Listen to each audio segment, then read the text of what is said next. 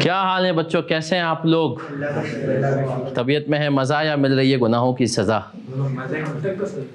मज़ा ही मज़ा है या सज़ा ही सज़ा है? ऑनलाइन वाले बच्चों चलें सर, इब्तिदा करते हैं आज की क्लास की। और सभी पिछले हफ्ते तो पेपर ख़त्म हुए हैं सर, आप लोगों ने क्लासें भी शुरू कर दी है ना सर।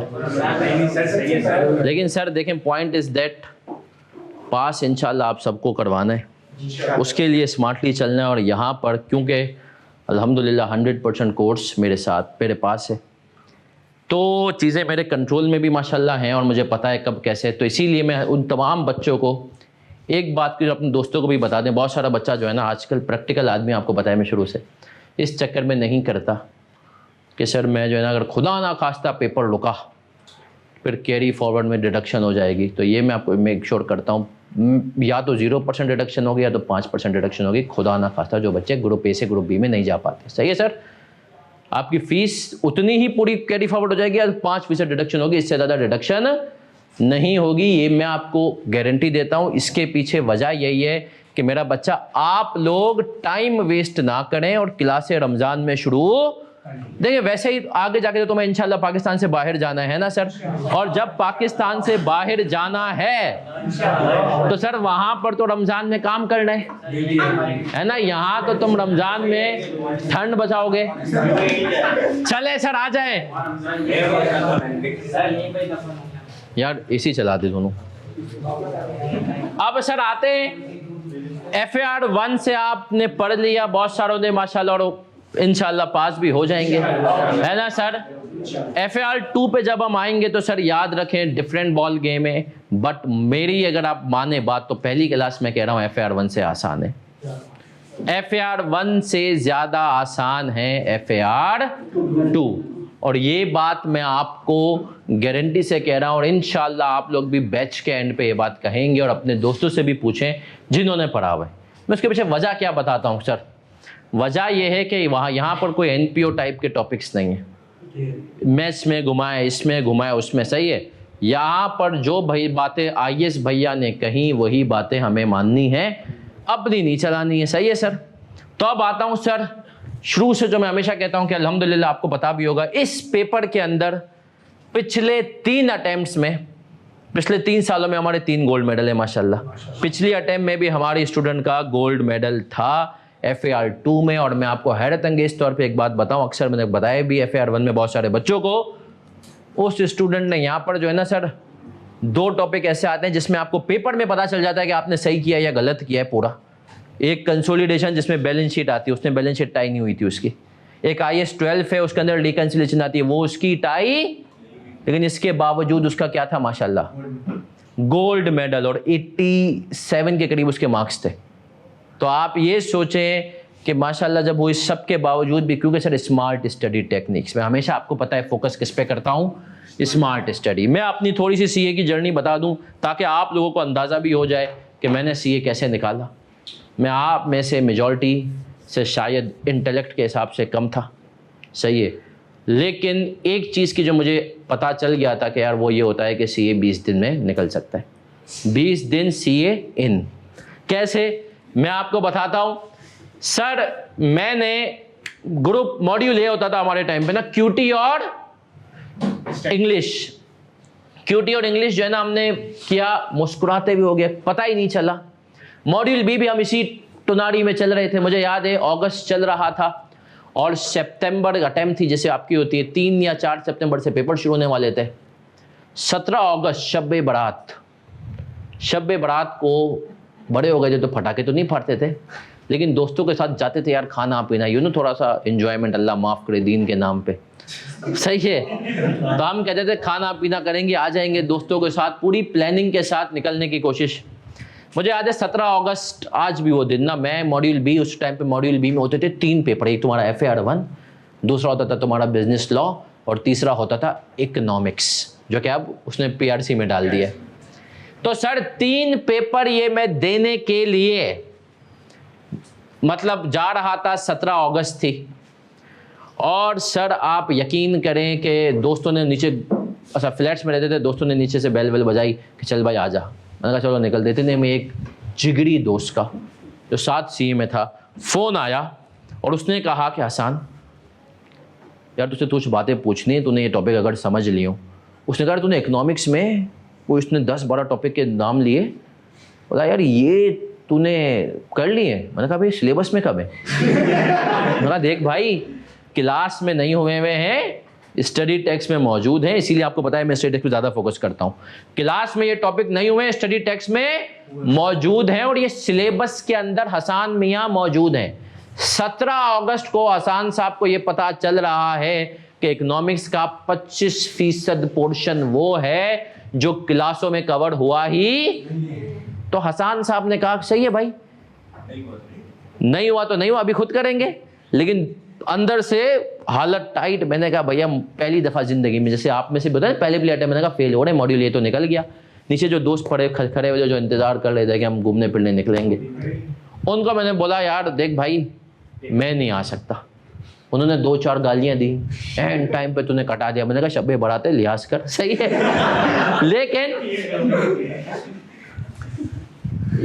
लेकिन सर मैंने उनको कहा कि देख भाई तुम लोग वैसे बड़ी बातें करते हो, शब्बे बराते हराम है। लेकिन खैर उनको मैंने कहा था 17 अगस्त को मुझे रियलाइज़ हो रहा है 4 तारीख को पेपर शुरू हो रहा है। तो मैंने कहा यार इकोनॉमिक्स की चीज़ें नहीं पता, FR1 की। तो उस दिन मैंने फैसला किया कि अब अगले ये 17-18 दिन पढ़ाई के लिए मुख्तस है, इसमें और कोई बात। आप यकीन करें मेरा बच्चा 17-18 दिन मेरा रात का रूटीन था, 3-3:30 बजे सोता। फजर में जो उठता था ना, तो मैं जो नमाज पढ़ता था वो अल्लाह कबूल फरमा ले, सही है, आंखें बंद वजू समझ रहा है मैं, और 9 बजे मैं फिर उठ जाता था। और घर वाले अगर 15 मिनट लेट उठाए ना तो मुझे गुस्सा आ जाता। मैं कहता था यार मेरा टाइम ज़ाया हो गया। 3 से 9 इंक्लूडिंग फजर ये मेरा सोने का रूटीन था। बाकी सर बच्चे आपके पास 18 घंटे, 18 में से आप लगा लें 2-2.5 घंटे आप खाना पीना नमाज वगैरह, बाकी जो पढ़ाई ही पढ़ाई। कज़न की शादी आ गई 1 सितंबर को, पप्पो की बेटी की। अम्मी ने कहा पप्पो को बुरा लगेगा। मैंने कहा लगे। मैंने कहा मैं तो, लेकिन सर मैंने कहा जो मैंने 5 महीने ठंड मचाई है ना उसको अभी कवर करना है। सर मैंने 20 दिन 17 दिन पढ़ा और यकीन माने मॉड्यूल बी के जो मेरे पेपर हुए ना, मैंने बाहर निकल रहा था, अपने दोस्त को कह रहा था एग्जामिनर उल्टा भी लटक जाए ना मुझे फेल नहीं कर सकता। लॉ में तो मुझे गलत फहमी हो गई, खुश फहमी हो गई कि मेरा मेरिट आ रहा है। सही है। लॉ के पेपर 96 नंबर का ऐसा हुआ जो मुझे आता था, 4 नंबर का मेरिट नहीं है, पास हुआ। तो उस दिन मैंने अपने दिमाग में ये बात बिठा ली कि आसान तेरी औकात नहीं मेरिट वाली। तो देख आज के बाद से सोचना मत। 96 नंबर का पेपर बंदे को आता है, 4 नहीं आता, फिर भी मेरिट नहीं आ रहा है, पास हो रहा है। तो मैंने कहा, लेकिन फिर खैर नहीं पता था ना कि माशाल्लाह स्टूडेंट्स का गोल्ड मेडल आने वाले। तो इसीलिए मैंने लॉ में वहां से मैंने सीख लिया कि यार सीए अगर स्मार्ट स्टडी से करा जाए ना, तो अगर आपने क्लासें पूरी ली हुई हो, आखिरी के 20-25 दिन आप इंसान के बच्चों की तरह पढ़ लें, सोशल एक्टिविटीज़ ख़त्म कर लें, आपका सीए पास है। मोबाइल बंद। मैं क्या करता था, जब मैं आपको ये सारी बताऊँ ना स्मार्ट स्टडी, अच्छा अभी तो आपके लिए स्मार्ट स्टडी की इतनी चीज़ें अभी थोड़ी देर में बताऊंगा, हमारे टाइम पे नहीं होती थी ग्रेड व्रेड। सर मेरा मोबाइल होता था बंद था, पूरा दिन मोबाइल बंद रहता था। रात के 2 बजे एक मैंने बडी बनाया हुआ था अपना, और वो बडी था वो कि जिसके बारे में मुझे यकीन था कि अगर क्लास में सर ने कोई सवाल दिया है और इसने जवाब दिया है तो गलत दिया है, इससे सही हो ही नहीं सकता ये सवाल, क्योंकि मुझसे नहीं हो रहा तो इससे क्या होगा। सही है सर। वो बडी आज माशाल्लाह वो PwC US में है, सही है, सिलिकॉन वैली के अंदर वो माशाल्लाह बैठा हुआ है। तो वो था, वो 2 बजे हमने रखा हुआ था, फ़ोन करते थे और एक दूसरे को डराते थे। तूने ये किया नहीं किया, मैंने अच्छा नहीं किया, ये नहीं किया, सही। अब इस तरीके से हम एक दूसरे को, लेकिन उससे क्या होता था, वो आस्तीन का सांप नहीं था, सच सच बताता था कि यार देख ये चीज़ रहती है, फिर मैं भी बताता था ये कर लेना। उस तरीके से बड़ी हेल्प हुई कि मुझे उसको, हम एक दूसरे को आखिरी कि तुम एक सबसे पहले तो सीए में ऐसा बडी ढूंढो, और पहली चीज़ कि वो बडी आपके जेंडर में होना चाहिए ऑन। सही है। वो बडी हम जब बात कहते हैं तो लोग वो बडी ढूंढते हैं अपोजिट जेंडर में, ये गलत है भाई। अपने जेंडर में तू वो बडी ढूंढ जो कि तुझे गाइड करे, वो बडी से इतना अच्छा ताल्लुक हो और कोशिश करो वो घड़ी वो बड़ी जो है तुम्हारे पेपर में नजर भी आए। सही है, आसपास तुम्हें जब पेपर मुश्किल पड़े ना, उसकी शक्ल पे देखो 12 बजे में हो तो तुम्हें सुकून हो कि पेपर वाकई में मुश्किल है, मुझे मुश्किल नहीं लग रहा, ऐसा बड़ी ढूंढ लो, वो तुम्हें इंशाल्लाह एक नेमत है। तो सर सबसे पहले तो स्मार्ट स्टडी का तकाजा ये है कि हमें पता हो कहाँ कितना फोकस करना है, कहाँ कितना फोकस करना है, कहाँ नहीं करना तो है लेकिन इस लेवल का नहीं करना। सही है सर। तो आए सर, अब मैं आपको पूरे अपने तजुर्बे से पहले बताऊंगा। कुछ बच्चे जो मुझसे वैसे ही व्हाट्सएप पे कोई सवाल यूं पूछना चाहें कोर्स रिलेटेड या उससे या कोई हैंडआउट वगैरह जो रिकॉर्डिंग लेंगे तो वही देख लें, क्योंकि अभी बहुत सारा बच्चा हमें पता है सो रहा है ना सर। आएगा आहिस्ते आहिस्ते आएगा। अरे अब आते हैं सर ये हमेशा मैं कहता हूं रिपोर्टिंग के पेपर्स में कि रीजंस फॉर, अगर आपको ये पता हो ना, और मैं आपको बता दूं माशाल्लाह और अल्हम्दुलिल्लाह मैं सीए फाइनल में फेल हुआ 5 मरतबा। सही है, 5 मरतबा में सीए फाइनल में, लेकिन तभी मैं आज बच्चों को बता सकता हूं कैसे फेल नहीं होना। मेरा ऑडिट का पर्चा सीए फाइनल का निकला है 4थी दफा में, कंपनी लॉ का पर्चा सीए फाइनल का निकला है 2री दफा में, और बीएफडी का निकला है 2री दफा में। मतलब मेरा थ्योरी भी फेल हुआ है, प्रैक्टिकल भी फेल हुआ है, तो मुझे पता है कैसे फेल नहीं होना। सही है सर। तो अब आते हैं रीजंस फॉर फेलियर, बच्चा क्यों फेल होता है सीए में। सर सबसे पहला रीजन जो मैं कहता हूं लैक ऑफ कॉन्सेप्ट्स। सर एक वीडियो मैंने एंड में डाली थी एफएआर 1 में, कॉन्सेप्चुअल फ्रेमवर्क, पेपर में 4 नंबर का सवाल था फिजिकल मेंटेनेंस का। अब जिस बच्चे ने देख ली उसने 4 नंबर ले लिए, और जिसने नहीं देखी sir struggle lack of concepts. यहां पर 100% कोर्स मेरे पास है माशाल्लाह। और सर स्टडी टेक्स्ट आपको बताए, मैं स्टडी टेक्स्ट किसी को खरीदने की जरूरत नहीं है अहमद, खरीद नहीं, लेकिन डाउनलोड करके मोबाइल में रखनी है। हमारी अपनी किताब है एफएआर 2 की, कोई 350-400 पेजेस की, वो आपके लिए इंशाल्लाह काफ़ी होगी, लेकिन स्टडी टेक्स्ट आपके मोबाइल में होनी चाहिए।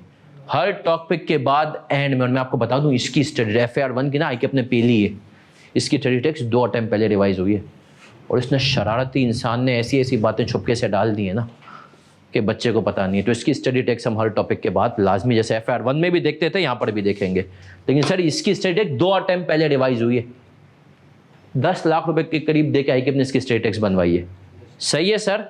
तो लैक ऑफ, ये हम स्टडी टेक्स्ट देखेंगे तो आपको एक भी चीज इंशाल्लाह मिसिंग नहीं होगी। फिर दूसरा रीजन क्या होता है, लैक ऑफ प्रैक्टिस। सर तकरीबन यहाँ पर हम कुछ स्टैंडर्ड्स में, वैसे तो इंशाल्लाह मेरी कोशिश होगी कि 2010 के बाद से लेकर पिछली अटेम्प्ट तक सारे सवालात कराऊं, लेकिन सर कुछ स्टैंडर्ड्स में मैं आपको 98 के सवालात भी कराऊंगा, ताक जो अच्छे सवाल आते हैं, वरना क्योंकि 98 के अगर मैंने सारे सवाल तुम्हें करा दिए 90s के, तो तुम्हारा पुराने सीएस के ऊपर से ईमान उठ जाएगा, तुम बोलोगे ये पास कैसे हुआ है। सही है, ये सवाल करके जो कि मैं 1 मिनट में कर लूं। सही है सर। तो लैक ऑफ। और तीसरी चीज जो मैं हमेशा कहता हूं कि सर टाइम एंड, प्यारे प्यारे बच्चों जरा मुझे बताओ कितने बच्चों का एफएआर 1 का पेपर पूरा हुआ, 100% अटेम्प्ट किया है, पासिंग मार्क्स अप्रोच लगाई? कैसे ना माशाल्लाह सर। मुझे बताओ अगर पासिंग मार्क्स अप्रोच नहीं लगाओ तो क्या पेपर पूरा हो सकता है? मैं आपको इसके लिए अक्सर एक बात बताता हूं, पहली क्लास में माशाल्लाह बताता हूं कि सर जब अभी जो आईकेप के एग्जामिनर चल रहे हैं ना, वो किसी जमाने में टीचर थे, वो टीचर थे तो सर, और वो बहुत ईमानदार और ऑनेस्ट आदमी, मतलब मैं आपको सच बता दूं, अभी शायद मैं उनसे कुछ पूछूं ना कोई टॉपिक रिलेटेड इशू भी तो बता देंगे, रिजल्ट के बाद पूछूंगा ना मुझे बताएंगे बोले सर इसके बात नहीं करें। तो सर अब मैं आपको आईकेप की सोच बताता हूँ। आईकेप किसी जमाने में हमारी उनसे बात हुई, हमने कहा सर ये आप लोग है ना बड़ी ज्यादती करते हैं। एक पेपर आया, हमने कहा, उन्होंने कहा सर कैसा पेपर लगा आपको, मतलब उन्होंने पूछा सर कैसा दिया, मैं सर दिया तो अच्छा, लेकिन टाइम मैनेजमेंट वाला पेपर नहीं था। ये बात उन्होंने मुझे आज से 3-4 साल पहले कहा। क्यों? मैंने कहा सर इसलिए ये मैंने ना मैं पेपर में होता ना तो मुझसे तो 3 घंटे में हो जाता, बच्चे से नहीं होगा। उसने कहा सर हम एक बात आपको बताते हैं, हम ये एज्यूम करते हैं कि ये जो आपका बच्चा पेपर में आएगा ना तो ये आपके जैसा बन के आएगा। मतलब इसको सोचने में टाइम, सवाल पड़ेगा, बोलेगा अरे ये तो आता है, टक आता है, वो सोचेगा ही नहीं, आप तो पेपर में रिसर्च कर रहे होते हैं। अच्छा ये आता भी है, सही है। अच्छा इन्वेस्टमेंट प्रॉपर्टी में कॉस्ट से फेयर वैल्यू मॉडल पे जा रहे हैं, रेशियोज पे क्या इंपैक्ट आएगा, है ना सर। अब ये सब बातें बोलता रहे, इसको तो पता है क्या इंपैक्ट आएगा। तो ये आई कैप उसने कहा सर देखें बच्चे का आप सोचने का टाइम निकाल दें तो आपका पेपर पूरा होगा। तो मैंने कहा सर बच्चा है सोचेगा तो सही ना। उसने कहा सर ये बात आप एज अ टीचर सोच रहे हैं, हम एज एन एग्जामिनर आपका बच्चे, अब उन्होंने कहा आपके बच्चे की कोताही है तो हम इसमें क्या करें।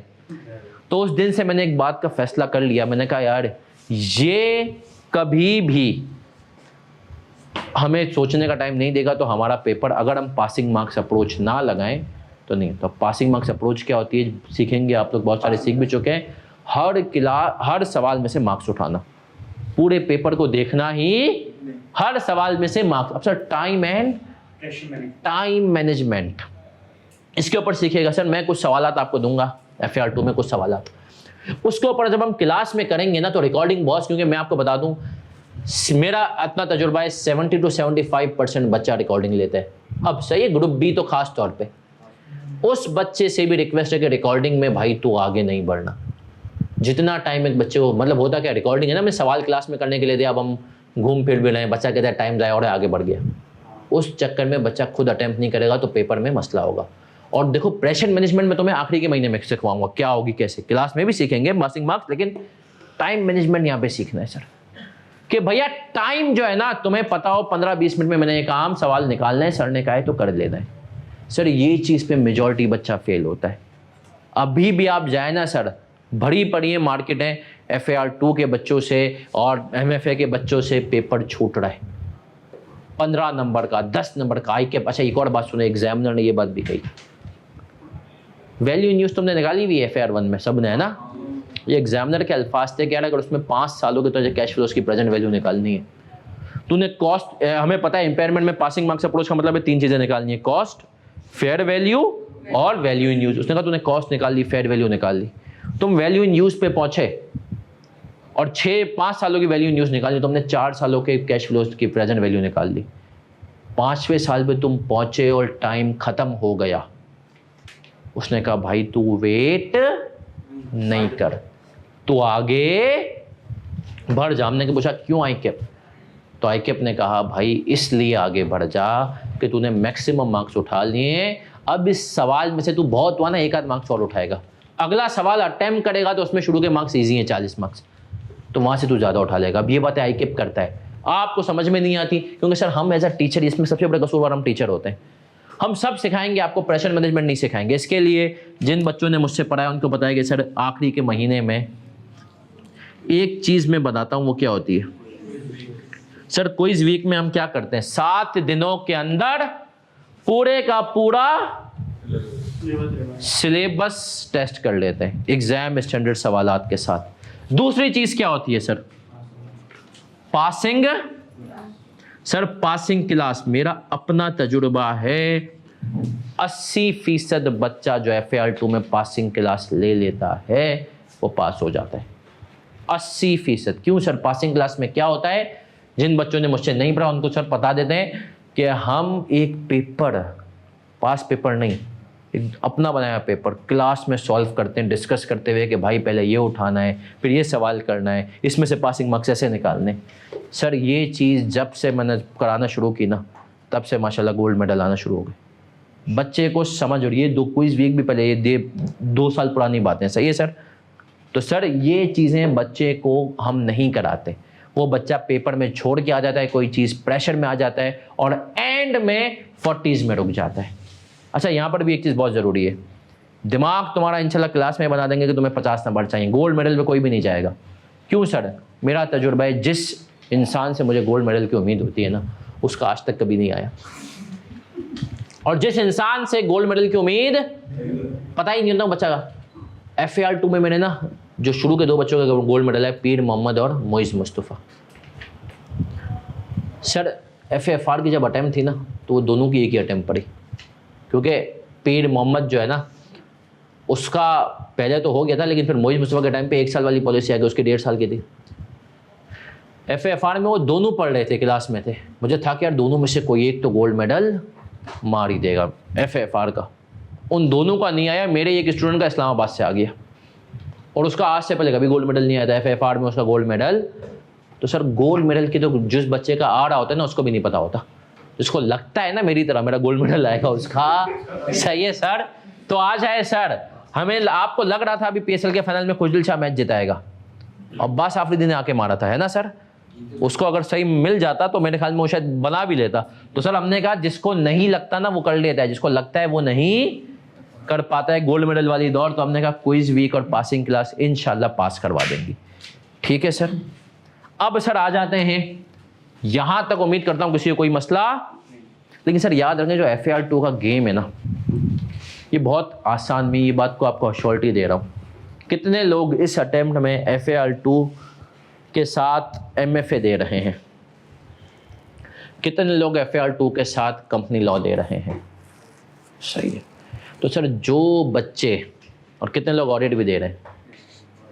अब सर जो बच्चे FAR2 के साथ ऑडिट और ये सब चीज़ें कर रहे हैं ना, मैं आपको बता दूं कि सर ये मेरी अश्योरिटी है, ये शायद मैं FAR1 में इतनी अश्योरिटी से नहीं देता, क्योंकि सर उसके अंदर चीज़ें थोड़ी सी कॉम्प्लेक्स भी हैं और कुछ पोर्शन सरकाजी के पास भी सब कुछ। लेकिन FAR2 में मेरी गारंटी है, क्लास का काम कर लो, क्विज वीक दे दो, उसमें दे दो, आखिरी के महीने में तुम्हें FAR2 की टेंशन ही नहीं लेनी।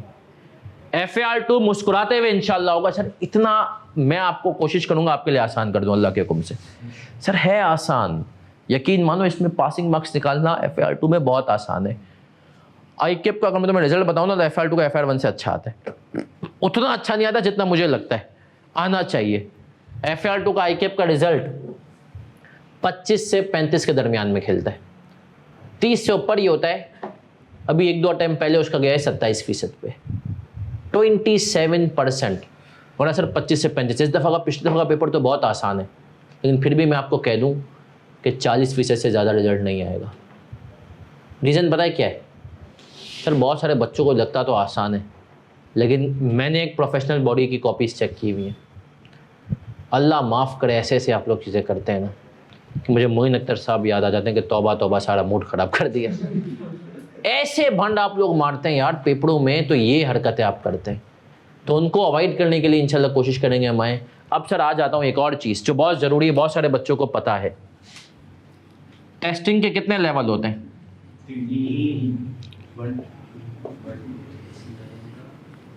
कितने लेवल होते हैं सर? 3 ना। टेस्टिंग लेवल कितना? Less than equal to 8 marks तक का सवाल आएगा। जिस टॉपिक को इसने कह दिया ना कि भैया इस टेस्टिंग लेवल 1 का है, उसके ऊपर 8 नंबर से ज्यादा का सवाल। अब इसको समझो गुड न्यूज या बैड न्यूज। यहाँ पे FAR1 की तरह बहुत सारे टॉपिक नहीं है जिसके अंदर 8 नंबर। सही है सर।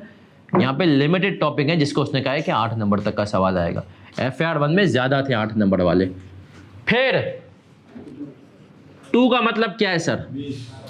20। और 3 का मतलब 25। 35 कहाँ से?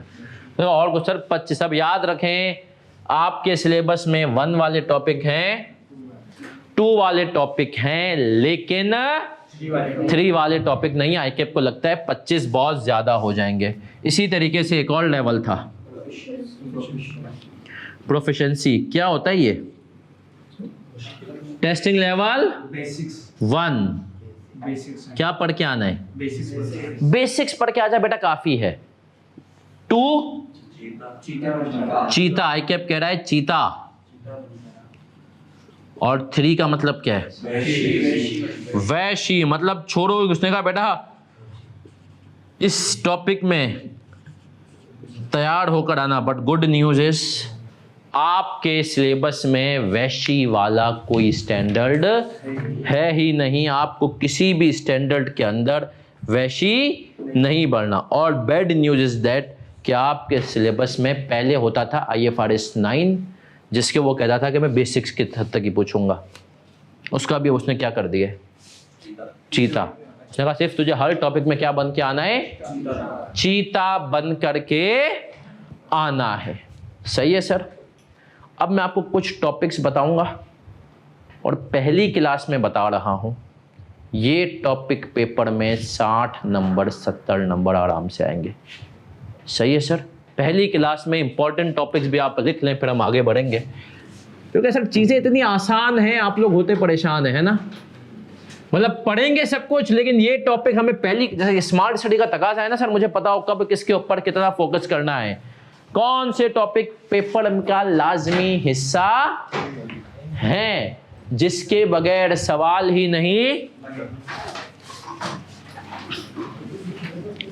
कंसोलिडेशन,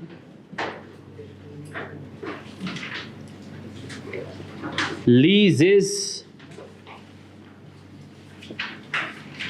इनकम टैक्सेस, इसके ऊपर IAS 12 है, उसके ऊपर मैं भी नाम वो नहीं लिख रहा हूँ, चाहे तो आप लिख भी लें। इसके ऊपर IAS 17 था, IFRS 16 है, ये IAS 12 कहलाता है हमारे पास। IFRS 15 रेवेन्यू,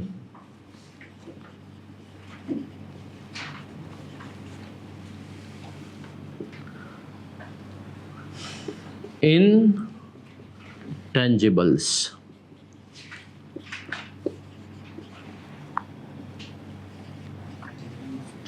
सर आज मैं आपको पहली क्लास में ये बात यहाँ पर लिख रहा हूँ, ये टॉपिक्स 5 टॉपिक खाली पेपर का कितना बनाएंगे, 60 से 70 नंबर पेपर के। ये 5 टॉपिक्स पूरे सिलेबस में अगर हम ICAP की माने तो सर हमारे पास 14 टॉपिक्स हैं, और उन 14 भी नहीं, हमारे पास 15 टॉपिक्स हैं, लेकिन हमने कहा कि सर उन 15 टॉपिक्स में से 5 टॉपिक जब 60 से 70 नंबर के आ जाएं तो क्या होगा, है ना सर। अब सुनिएगा, बड़े गौर से सुनिएगा सर, सबकी तवज्जो इधर, कॉपी कोई नहीं, बोर्ड पे देख लो। स्मार्ट स्टडी, पहली क्लास से स्मार्ट स्टडी बता रहा हूं, इसके ऊपर लाजमी बड़ा सवाल। पिछले 14 अटेम्प्ट में एक अटेम्प्ट ऐसी थी जिसमें इसके ऊपर सवाल नहीं आया, 13 में आया है। 13 अटेम्प्ट से मुसलसल बड़ा सवाल, मिनिमम 15 नंबर का आता है, मैक्सिमम 20 नंबर का। कंसोलिडेशन, सही है सर। इसी तरीके से अब सुनना, अभी साबित करूंगा, ग्रेड ही बच्चे को नहीं पता होता सर। लीजेस और इंटेंजिबल एक ग्रेड में, इसके ऊपर या तो बड़ा सवाल या तो ICAP का ये फेवरेट है भैया, ICAP इसके ऊपर पिछली दफा भी बड़ा सवाल पूछा उसने। तो इन दोनों में से किसी एक के ऊपर, अगर इस पे हम लगा लें एवरेज 18 नंबर का सवाल पूछेगा, तो इन दोनों में से किसी एक के ऊपर अभी 17 नंबर का पूछेगा, तो तुम्हारे 35 तो यही हो गए। और ऐसा नहीं सिर्फ इसके ऊपर पूछेगा तो इस पे नहीं आएगा, इसके ऊपर 5-6 नंबर का फिर अलग पूछेगा। इस पे 17 का पूछा तो इसके ऊपर 6-7 नंबर का अलग पूछेगा, छोड़ेगा नहीं। दोनों इन 5 में से किसी को भी पेपर में छोड़ नहीं सकता, ICAP तसव्वुर भी नहीं कर सकता। इनकम टैक्सेस और अच्छा, यहां पर ना ICAP ने मुझे कंफ्यूज किया हुआ है। देखो कंसोलिडेशन तो सही समझ में आता है कि IAS 12 का सवाल का पासिंग परसेंटेज ना हमेशा पिछले 4 अटेम्प्ट से लगातार आ रहा है, और इसका ना 35% से ऊपर होता है। अब ICAP बहुत तेज है, ICAP बहुत तेज, वो देखते ना बच्चा बहुत अच्छे से कर रहा है, ICAP उसको मिस कर देता है, इसको मिस ही नहीं कर रहा, इसको दिए जा रहे हैं, और बच्चा भी इसको माशाल्लाह किए जा रहा है। सही है, लेकिन इसीलिए मुझे अब लगता है कि ICAP को लगता है, या जो ICAP में शख्स बैठे हुए हैं उनको लगता है कि यार ये टॉपिक मज़ेदार है, तो ऐसे पूछ रहा है, उसका दिल होता है ना, पूछता रहता है वो। अच्छा यहाँ भी पूछ रहा है, एक और चीज़ याद रखो, मैं FFR भी पढ़ाता हूँ सर, तो FFR में जिन टॉपिक्स वो यहाँ पर पूछा ना, FFR में उसको उसने कम कर दिया है पूछना। जैसे IFRS 15 जब से FFR 2 में आया ना, FFR में पूछ ही नहीं रहे, 2 नंबर का पूछ लिया, 3 नंबर का, पहले आता था 20 नंबर का, लेकिन ये यहाँ भी पूछ रहा है, वहाँ भी पूछ रहा है। तो जो भी आदमी पेपर देख रहा है ना अभी सही से, उनको लगता है IAS 12 बहुत पसंद है, बोलते हैं पूछे जाओ, भले कर रहा है तो सही है, IAS 12 पूछ रहा है, वो छोड़ ही नहीं रहा कहीं भी। तो सर लेकिन बड़ा सवाल इसके ऊपर एक्सपेक्टेड आता है, अगर इस पे नहीं आएगा ना तो सर देखें, इसमें से जो 3 टॉपिक पे बड़े सवाल आएंगे, आप लगाएं 18 नंबर का, अगर एक एवरेज लगाएं, चलें 16 भी लगा लेना, 48 तो ये हो गए। बाकी जो 2 होंगे ना, वो या तो आपके पास 15 के ऊपर छोटा सवाल आएगा, या तो इंटेंजिबल पे, किसी पे भी आएगा, 2 पे, तो वो भी उसका छोटे सवाल 6-6 नंबर होते हैं, तो 60 नंबर तो आपके यूँ हो रहे हैं। अब किसी पे 19 का आएगा तो बढ़ते जाएंगे, तो 60 से 70 कौन कवर करेगा? ये 5 टॉपिक। उसके अलावा तो सर बाकी पेपर में इतना कुछ, इसलिए मैं कहता हूँ ना पास होना इसमें बहुत ज़्यादा आसान है। अब हम हर टॉपिक पे फोकस करेंगे, लेकिन मैं आपको पहली क्लास में कह रहा हूँ इन 5-6 में तो तुम ऐसे हो कि तुम बोलो 60-70 नंबर का अगर आ रहा है तो भाई इसमें से मुझे 45 उठा लेने, इसमें भी 25% काटने की गुंजाइश रखो। मैंने देखा है बहुत सारे बच्चे बहुत अच्छे होते हैं, सर पेपर पूरा हुआ 100 नंबर पूरे आएंगे सर, इतने नंबर। मैंने कहा बेटा देखो हमारे पास 2 तरह के बच्चे आते हैं। एक वो बच्चा होता है जो फ़ोन करके बोलता है सर 100 नंबर का पेपर हुआ है, पक्का पास हूँ, सर को लग रहा होता है मुश्किल हो जाएगा इसके लिए। और एक वो बच्चा होता है जो 70 नंबर का पेपर करता है और कहता है सर डर, हमें पता होता है ये पास। मेरे ऐसे 2 स्टूडेंट हैं जो मुझे पूरी सीख जर्नी में मिले। एक ने 71 नंबर का पेपर किया, उसने बोला सर पेपर जो है ना सर पूरा नहीं हुआ, ये वो ना। मैंने कहा बेफिक्र है तू पास है? उसने कहा सर हाँ मुझे भी पता है पास हूँ। सर गोल्ड मेडल नहीं आएगा, सही पास हो गया वो। 70 नंबर का एक और बच्चा उसका चीता, उसने FAR का पेपर कितने नंबर का किया? 65 नंबर का। उसने कहा सर पास हो। अच्छा मुझे डर लगा, बोले का यार 65 नंबर का करके भाई कोई कैसे पास? उसने कहा सर देखें जो मैंने किया है ना इतना अच्छा किया है ना, कोई मरे से हमारा मुझे 60 नंबर देगा। अब इधर टीचर आपको डर लगता है, पर उसने, अब इससे भी बड़ी एक चुनौती मेरे पास आई है।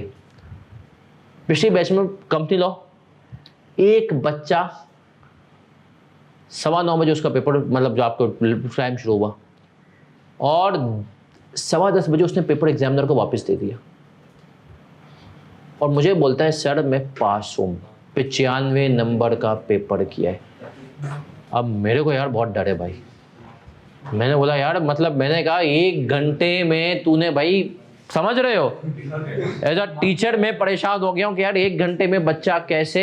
मैंने कहा भाई तूने सवाल कोई छूट तो, एक पर्चा तो नहीं छूट गया थोड़ा? बोलता है नहीं सर।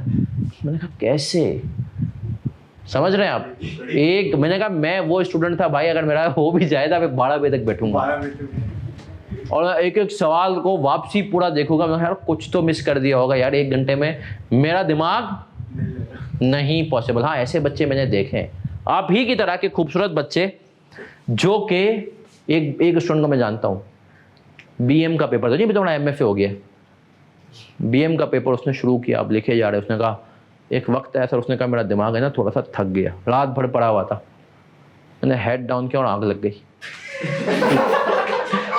थोड़े से खराटे पड़े तो इन्विजिलेटर ने आके उठाया, उसने कहा भाई घर जा। बोला घर नहीं चला, पढ़ना है। बट उसने कहा कि सर वो जो 10 मिनट की मेरी नैप हुई ना, उसने मुझे फ्रेश कर दिया और वो मैंने कहा सो के भी पेपर पास कर रहा। सही है। तो आप नहीं, लेकिन उस बंदे के साथ मैंने उसके साथ काम भी माशाल्लाह किया, मेरी फर्म में ही होता है वो। तो सर वो बच्चा, वो लड़का अल्लाह ली चौरंगी पे मुझे कहता है, हम कभी आ रहे तो गाड़ी मेरी वो चला रहा होता है, बोलता है सर आप, और मेरा घर है खालिद बिन वलीद रोड पे, जिन बच्चों ने देखा, जिन्होंने नहीं देखा, सर मुश्किल से 1-1.5 किलोमीटर का सफ़र है ना। बोलता है सर अल्लाह अली की सिग्नल पे, सर आप गाड़ी ले लेंगे, मुझे सोना है। मैं वहाँ से गाड़ी लेके अपनी बिल्डिंग तक आता हूँ, उतनी देर में वो आंखें बंद करता है, उसकी नींद, वो सो के खराटों के साथ फ्रेश हो चुका होता है। ये नेमत है, लेकिन उसने पेपर निकाला है। तो सर अपने आप को, एक तो आपको ये भी पहचानना है, देखें ग्रुप A माशाल्लाह दिया, आप ग्रुप B में ये पहचानना है आप कैसे बच्चे हैं, आप सो के निकालने वाले हैं या आप जाग के निकालने वाले हैं, लेकिन अपने आप को इस काबिल करना है। सही है सर। तो FAR 2 के बारे में जो जो बातें मेरे को आपको ये शुरू में बतानी थी ना, वो तो मैंने आपको बता दी। अब यहाँ तक किसी का कोई सवाल नहीं तो हम यहाँ पे ग्रेड को डिस्कस करेंगे। ग्रेड बहुत इंपॉर्टेंट है, हमारे बहुत सारे बच्चे को ग्रेड के बारे में पहली मर्तबा पता चलता है पेपर से कुछ दिन पहले कि यार ये भी तो एक चीज़ है, लेकिन मैं नहीं चाहता कि आपके साथ ऐसा हो। तो आप लोगों को शुरू में ही, अगर ग्रेड के ऑनलाइन वाले बच्चों आपको ग्रुप पे आ गई होगी, नहीं भी आई है तो टेंशन ना लें, मैं स्क्रीन पे शेयर करने लगा हूं। तो कितने लोगों को ग्रेड, अच्छा, कितने लोग ऐसे हैं जो ग्रेड देख करके जाते हैं किसी भी पेपर में? बाकी लोग क्यों ग्रेड नहीं देखते भाई?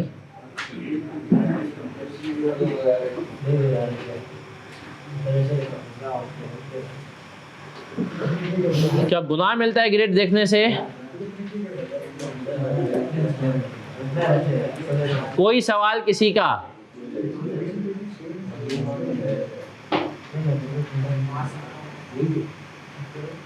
भाई किसी का ये सवाल तो नहीं है सर कोर्स कब खत्म होगा?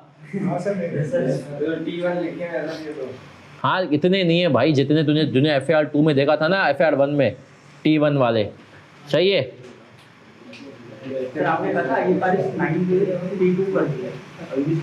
नहीं, IFRS का प्रोफिशिएंसी लेवल 2 कर दिया है। पहले इसका ये वाहिद टॉपिक था जिसका क्या था, प्रोफिशिएंसी लेवल 1 था, अब नहीं है। सर FAR 1 की तरह ग्रेड यहाँ पे कितने हिस्सों में टूटी हुई है? 3 हिस्सों में। और सर आज ही मैं आपको बता दूंगा, जैसे FAR 1 में मैं बताता था ना कि EPS रेशोज वाली ग्रिड है जिसमें मार्क्स, इसी तरीके से यहाँ पर भी बता दिया जाएगा कौन सी ग्रिड ऐसी है जो कि तुम्हें पास करवाएगी। सही है सर। पहली ग्रिड वो तो पता चलेगा, ICAP है बेटा, याद रखिएगा। और ICAP जो है ना, कितने लोग अभी इस बात को यकीन से कह सकते हैं कि FAR 1 पास है इंशाल्लाह? कितने लोगों को FAR 1 का पेपर मुश्किल लगा? हाँ जी, कितने लोगों को FAR 1 टेक्निकल लगा? कितने लोगों को लगता है कि मेरे ख्याल में ग्रुप ए तो आसान था? ग्रुप ए आसान था जो FAR 1 के पेपर में था। रेशोज वाला सवाल मैं कहता था एपिविक वाला आ जाएगा, वो आ गया। और उसका मैंने कहा ना, समझ में आए तो आए, वरना इंक्रीज लिखोगे तो 1/3 तो मिल ही जाएंगे। सही है। लेकिन सर अच्छे सवाल ICAP देखो। और कितने लोगों को लॉ का पेपर अच्छा लगा? अच्छा, मैंने लॉ के पेपर में बड़ी चीखें सुनी। बी लॉ, सी लॉ तो मुश्किल नहीं था यार। बी लॉ में आवाम क्यों इतना परेशान हुई थी?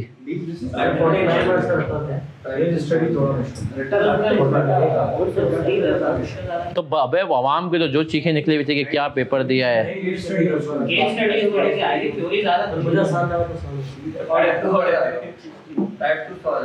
टाइप 2 सवाल आए थे और सुना है वो भी कॉम्प्लिकेशंस भी बहुत ज़्यादा थी उसकी, कि अपना केस स्टडीज घुमाई हुई थी। अच्छा, ये बात तो मैं अभी भी आपको बता दूं, स्मार्ट स्टडी का तकाजा है मेरा बच्चा कि आपके दिमाग में ये चीज़ क्लियर हो कि आप लोगों ने 20 नंबर तक का तो बाउंसर पेपर में फेस करना है। भाई सारे बॉलर हारिस रऊफ थोड़ी होंगे, कुछ जमान खान भी होंगे, है ना सर? कुछ जमान खान भी मौजूद होंगे। चलें सर, ग्रिड आप सबके पास है, उसी को हम लेकर चल रहे हैं, फिर इंशाल्लाह आ जाएंगे पहले टॉपिक की तरफ भी।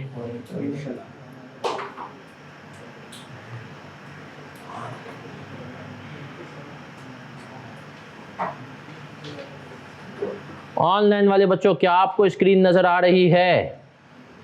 चलें सर, इसमें देखें मैंने टॉपिक वाइज भी कर दिया है कि पहली ग्रेड में क्या है आपके पास, दूसरी में क्या है। अगर आप देखें सर, पहली ग्रेड में कितने टॉपिक्स हैं? फाइनल अकाउंट्स और अच्छा कंसोलिडेशन में जो आपको एक जगह T1 नजर आ रहा है ना, कंसोलिडेशन के 3 हिस्से। सही है। Balance sheet, P&L, associate. वो एसोसिएट को इसने T1 दिया हुआ है, लेकिन अफेक्टिवली वो T1 नहीं है, वो मिलके ही सवाल आ जाते हैं। तो कंसोलिडेशन T2 है। इसी तरीके से आप सर याद रखिएगा, ये चीज पहली क्लास में तो मैं बता रहा हूं, सबकी तवज्जो गौर से, स्मार्ट स्टडी का तकाजा है। पेपर के अंदर सर, पेपर के अंदर आपके पास कंसोलिडेशन के ऊपर लाजमी सवाल है, लेकिन फाइनल अकाउंट्स पे भी लाजमी सवाल है, क्योंकि अगर आप देखें तो इसके मार्क्स कितने हैं और कंसोलिडेशन के ऊपर मैक्सिमम कितने नंबर का सवाल दे सकता है? 20। तो बाकी कम से कम 5 नंबर का तो फाइनल अकाउंट्स पूछेगा। और सर अब ICAP पे काम करने लगा, यहाँ पे भी तुम्हारा रट्टा टेस्ट करने लगा है। डिस्क्लोजर्स पढ़े ना तुम लोगों ने IAS 16, तो ऐसे कुछ डिस्क्लोजर्स हैं शेयर कैपिटल के, रिलेटेड पार्टी के, जिसके ऊपर कोई IAS तो तुम्हारे सिलेबस में नहीं है, लेकिन कंपनीज एक्ट के हिसाब से वो डिस्क्लोजर आपके सिलेबस में मतलब वो पूछता है रट्टा के भाई ये डिटेल डिस्क्लोजर बना दे। तो याद रखो कंसोलिडेशन के ऊपर लाजमी सवाल है, फाइनल अकाउंट्स के ऊपर 6-7 नंबर का। तो जो मैंने आपको 60-70 बताए थे ना, इसमें अगर आप फाइनल अकाउंट्स को भी डाल दें तो ये आपके 75, 80, 78 नंबर तो कंफर्म हो रहे हैं। सही है सर, 6 टॉपिक्स। फिर आगे आता हूं, ये ग्रेड को मैं पासिंग ग्रेड भी कहता हूं, ये भी पासिंग है और दूसरी वाली भी पासिंग है। इसीलिए देखें FAR 1 में एक ग्रेड ऐसी थी जिसमें आप पास होते थे, है ना सर, यहाँ पर 2 हैं। एक तो ये भी कंसोलिडेशन बच्चा अच्छा कर ले और फाइनल अकाउंट्स के डिस्क्लोजर देख ले, इंपॉर्टेंट जो मैं बताऊं। अल्हम्दुलिल्लाह पिछली दफ़ा वैसे तो कुल मिला के 25 के करीब डिस्क्लोजर है, लेकिन उसमें 5-6 डिस्क्लोजर ऐसे हैं जो मैं कहता हूँ आ जाएगा और अल्हम्दुलिल्लाह उसमें से आ जाते हैं। तो ये अभी भी सर आ जाए। फिर आते हैं दूसरी ग्रेड पे आए, कितने टॉपिक हैं 25 से 35 में? IFRS। अब IFRS 9 के बारे में एक खूबसूरत बात सुने। मैंने जब CA अपना किया, फाइनल में होता था उस टाइम पे ही, मैं 16 नंबर का छोड़ के गया था। मुझे पता था 16 नंबर का सवाल इस पर हमेशा आता था, मैं छोड़ के गया, समझ में ही नहीं आता था। और ये फाइनल लेवल पर अभी मैं CA फाइनल में करा रहा हूँ, और गैस करें कितनी क्लासेस की हो चुकी हैं? 26, और मजीद 10 क्लासें बाकी हैं। इतना टेक्निकल टॉपिक, मतलब मैं कहता हूँ पूरी अकाउंटिंग एक तरफ और ये दरिंदा एक तरफ, ये भारी है। लेकिन आप लोग ICAP को सलाम करें, सिर्फ 10% है आपके सिलेबस में, उससे मतलब जो एक्चुअल है ना स्टैंडर्ड, उसका 10% आपके सिलेबस में, 90% इसने का अभी दूंगा ना तो ये बेचारे खत्म, टाटा इसी वजह से ये छोड़ देंगे। सही है। अगला टॉपिक लीजेस आपने सुना हुआ है, IAS 30, इन दोनों का क्या है? T2 है टेस्टिंग लेवल, इसका मतलब बड़ा सवाल आ सकता है। और फिर एक IAS 41 बायोलॉजिकल है जिसमें हम पढ़ेंगे गाय भैंस। सही है, इनकी अकाउंटिंग कैसे होगी? भैंस ने बच्चा दे दिया, क्या करोगे? पालोगे तो सही, लेकिन अकाउंटिंग में क्या करोगे? सही है। दरख्त पे आम निकला तो आम खाएगा, सही है, लेकिन आम खाएगा तो सही, अकाउंटिंग में क्या करेगा? ये बातें ये बताएगा। अब आप अगर इस ग्रेड को गौर से देखें ना, इसमें 4 टॉपिक है, 2 T1 के टॉपिक है, 8 नंबर। इसका मतलब लीजेस या 38 में से एक बड़ा सवाल आएगा, यही कहा था मैंने, किसी एक में से लाजमी बड़ा सवाल आएगा। पिछले अटेम्प्ट में इस पे आया, इवन पिछली आप समझेंगे अटेम्प्ट में इस पे, फिर उसके बाद इस पे, कभी कभी दोनों के ऊपर 10-10, 12-12 नंबर के सवाल भी दे सकता है। और फिर इसमें बाकी 2 टॉपिक हैं, IFRS 9 और IAS 41, दोनों में से किसी एक के ऊपर सवाल देता है, यूजुअली IFRS 9 के ऊपर देता है। अब आ जाए ग्रेड C में, एक चीज नजर आ रही है जिसका नाम क्या है? एथिक्स, जिसको तुमने टेक्स्ट में पढ़ा, इग्नोर किया। यहां पर भी तुम लोग पढ़ोगे और इसके ऊपर 1 से 2 नंबर देता है पेपर में। एथिक्स के ऊपर 1 से 2 नंबर का MCQ, ये छोटा सवाल। और फिर अब आ जाओ जो तीसरी ग्रेड है ना, 35 से 45, इसके अंदर IAS देखो, IFRS 8 है, IAS 10 है, IAS 37 है, रेवेन्यू है, इनकम टैक्स है, फॉरेन करेंसी। अब सर ये जो चीजें हैं, इसमें आपको नहीं पता किस में से क्या आ जाए। इसके अंदर 2 टॉपिक्स T1 वाले हैं, बाकी अगर आप 4 टॉपिक देखें तो कौन से हैं? T2, और उन 4 में से कोई भी एक आता है। और अगर मैं ICAP का रिसेंट ट्रेंड देखूँ ना मेरा बच्चा, तो मुझे तो 1037 बहुत पसंद है, और बच्चा ICAP जब भी सवाल आता है पेपर में तो बच्चा उसमें स्ट्रगल करता है, लेकिन ICAP पिछले 4 सालों से 1037 को इग्नोर कर रहा है। इनकम टैक्सेज और IFRS 15 नहीं, उसके पास IFRS 15 आ चुका है, उसको पता है बच्चा यहाँ पर घूमेगा और झूमेगा, तो वो इस हवाले से खेलता है। तो सर बेसिकली ये आपके सिलेबस का ओवरव्यू है। शुरू की 2 ग्रेड्स पास करवा देंगे इंशाल्लाह, और बाकी जो ग्रेड्स हैं हमारी उस पे इंशाल्लाह उसमें से भी पास होंगे। लेकिन जो तीसरी ग्रेड है ना, इसको ज़रा टैकल करना मुश्किल हो जाता है बच्चे के लिए पेपर में। सही है सर। तो ये सब चीज़ें थी। अब क्विकली और आगे आऊँगा। यहाँ तो मैंने आपको कोर्स का बता दिया, क्या होगा कैसे होगा। किसी का यहाँ तक कोई सवाल? ऑनलाइन वाले बच्चों, प्यारे प्यारे बच्चों, अच्छे अच्छे बच्चों, कोई सवाल? कोई सवाल नहीं है? बढ़ जाएं आगे। सर टाइम टेबल फिक्स होगा, एक सवाल। हाँ टाइम टेबल फिक्स होगा। आपको पता है, वैसे मैं आपको बता दूं, नॉर्मली FAR 2 के अंदर मेरी क्लासेस होती हैं हफ्ते में 4 दिन। और 4 दिन लगातार बुध जुमेरात जुम्मा हफ्ता, बुध जुमेरात जुम्मा हफ्ता। और दोपहर में इस दफ़ा मैंने कोशिश ये की है, जो पोर्टल के हवाले से नई चीज़ों की मैंने कोशिश की है, सही है सर। उसमें हर क्लास के साथ आपको इंशाल्लाह लेबलिंग भी मिलेगी और टाइम स्टैम्प भी मिलेगा।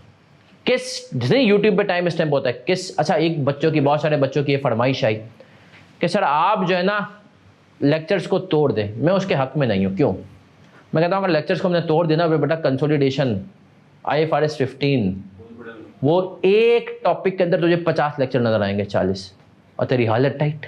वैसे ही डर जाते हो है ना सर। हमने कहा लेक्चर पूरा डाल देंगे, टाइम स्टैम्प डाल देंगे, यहां से लेकर यहां तक का ये वाला चीज है, सही है सर। पहली चीज तो मैंने आपको बता दी। दूसरी सर, हर टॉपिक के साथ लिखा हुआ हो कि लेक्चर 1 में हमने इनको बता दिया कि ये जो बातें लिख रहे हैं ये बच्चे को पता हो कि लेक्चर 1 में हम क्या कर रहे हैं, कैसे कर रहे हैं, ठीक है सर। अच्छा फिर इंपॉर्टेंट चीज सर वो ये कि कोशिश ये कर रहा हूं मैं कि लेक्चर के साथ ही ना जब उसका टॉपिक खत्म हो तो पोर्टल पे ही क्विज आ जाए। वो क्विज आप अटेम्प्ट करेंगे इंशाल्लाह, उसका आपको आंसर मिलेगा, अपने आप को सेल्फ एवेल्युएट करें। तो सर ये बेसिकली पोर्टल के हवाले से चीज़ें हैं। अब आते हैं सर रमज़ान में कितने क्या होगा, तब सुनिएगा सर। रमज़ान के अंदर मुझे पता है तुम थोड़े से सुस्त होगे, तो पहले 2 हफ्ते इस वीक, जैसे आज होगी क्लास, कल होगी, फिर लूँगा हफ्ते को या जुम्मे को, सही है। लेकिन अगले वीक से हम अपने नॉर्मल टाइम्स पे आ जाएंगे, क्योंकि जब आप उम्मीद है कि आप लोग इंशाल्लाह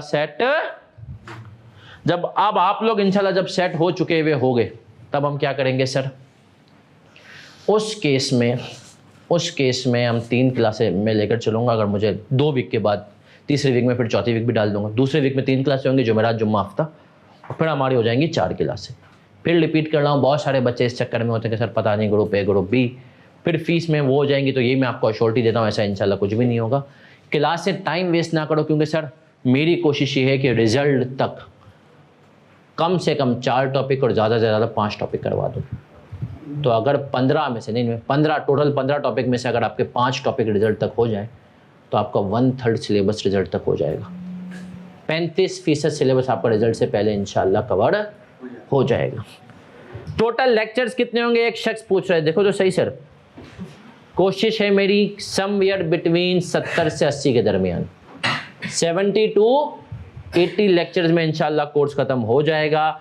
सर कोर्स कब तक ख़त्म होगा, देखो वैसे तो कुछ नहीं पता है, लेकिन हम कोशिश ये करते हैं कि शुरू में हो जाए। लेकिन इस बैच में मेरा बच्चा, इस बैच में मैं आपको ये बात बता दूं कि शायद इस बैच के अंदर रमज़ान भी, ईदी भी, लेकिन सबके बावजूद भी हमारी कोशिश ये होगी कि आपकी अटेम्प्ट बनेगी सितंबर में, तो अगस्त की 5 तारीख तक कोशिश है कि इंशाल्लाह कोर्स को ख़त्म कर दें। अगस्त की 5 तारीख। हाँ वैसे मैं 31 जुलाई भी हम सब बातें कर देंगे सर। मसला यही होता है इस बैच में, एक रमज़ान, 2 ईद, मतलब फिर रमज़ान के साथ जो एक चलो ईद, तो दूसरी हमने कहा ईद उल अज़हा और फिर मुहर्रम, ये 3 इस्लामिक इवेंट्स आएंगे जिसकी वजह से हमारी क्लासें भी नहीं हो पाएंगी। फिर इबादत की तरफ भी आपका रुझान होगा मुहर्रम और रमज़ान की वजह से, और ईद उल अज़हा में तो आप सबसे ज़्यादा एंजॉय करते हैं। तो हमने कहा सर ये सारी बातों को मद्देनज़र रखते हुए कोशिश करेंगे, सही है सर। क्लास ड्यूरेशन मेरी कोशिश होगी, तुम्हें पता है मैं फितरत के करीब टीचर हूँ, 1.5 से पौने 2 घंटे की क्लास होगी। 2 घंटे की हुई तो पढ़ाई 1.5 घंटा ही होगी। स्टोरी टाइम चलेगा हमारा, जो आखिरी के 10 मिनट का स्टोरी टाइम होता है वो इंशाल्लाह बरकरार रहेगा। चलें सर, अब आते हैं सर सबसे पहला टॉपिक, उसका सिर्फ आज बेस दूंगा तुम्हें, IFRS। उसका नाम पता है क्या है? Operating segment. सब बच्चे बड़े गौर से सुनेंगे। IFRS 8 ऑपरेटिंग, अब सबने बड़े ही गौर से सुनना है, प्यारे प्यारे बच्चों, अच्छे बच्चों। सर ये जो टॉपिक है, अगर मैं कहूँ ना पूरी अकाउंटिंग में एक वाहिद टॉपिक है जो आपको कोई भी एंट्री नहीं बनवाता, तो बिल्कुल ठीक है। पूरी अकाउंटिंग में एक वाहिद टॉपिक है जो कि आपसे एक भी एंट्री इसका मतलब क्या है सर, ये क्यों वजूद में आया? डिस्क्लोजर के लिए। अब बड़े गौर से सुनना है सर, बैकग्राउंड भी पढ़ेंगे हर टॉपिक का, तो इसमें मैं आपको बता दूं कि हम क्या क्या बातें पढ़ने वाले हैं। इसमें हम पढ़ेंगे ऑब्जेक्टिव या बैकग्राउंड। हर चीज के आने का एक मकसद है। अच्छा ये बात सबको पता है आईएएस आईएफआरएस में क्या फर्क होता है? आईएएस पुराना नाम था, बाद में इनको लगा कि हम रिपोर्टिंग भी सिखा दें तो आईएफआरएस आ गए। ऑब्जेक्टिव दूसरी चीज, स्कोप तीसरी चीज, डेफिनेशंस। अच्छा याद रखें ये तीन बातें तो हर स्टैंडर्ड में होती होती हैं। चौथी चीज एग्रीगेशन क्राइटेरिया। 5 से 6 बातें, एग्रीगेशन क्राइटेरिया। पांचवी चीज क्वांटिटेटिव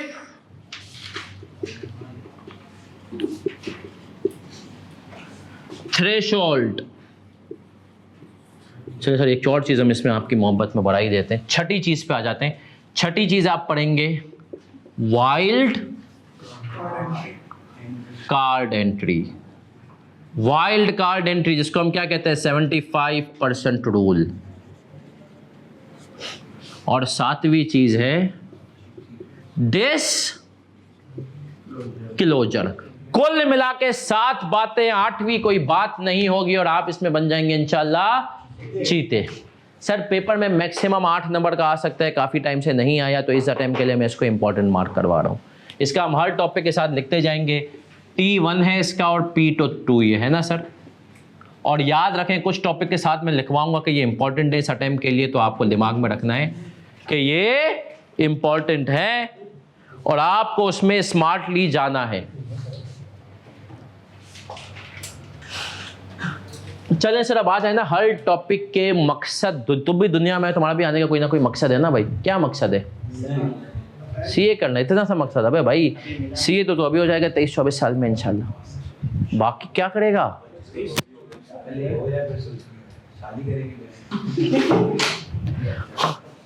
असल तो कह रहे मकसद तू कहते ना वो है आने का, तो हम समझते सही है सीए। चले सर अब आते हैं।